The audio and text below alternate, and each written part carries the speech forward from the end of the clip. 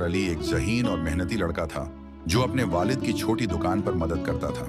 हर सुबह वह सामान को खूबसूरती से तरतीब देता और ग्राहकों को खुश दिली से खुशामदीद कहता। एक दिन एक बूढ़ा आदमी कुछ सौदा खरीदने आया।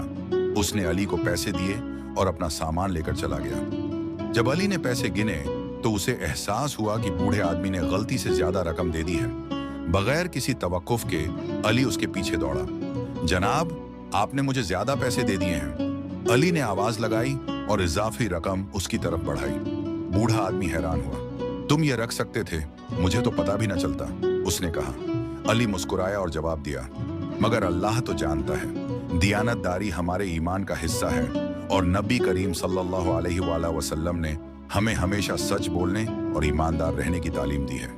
बूढ़े आदमी ने अली के सर पर हाथ रखा और कहा, अल्लाह तुम्हें बरकत दे बेटा, दुनिया को तुम्हारे जैसे ईमानदार लोगों की जरूरत है। अली खुश था कि उसने दुरुस्त काम किया।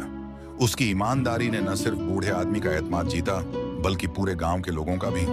सबक, हमेशा ईमानदार रहो क्योंकि दियानतदारी बरकत और एतमाद लाती है।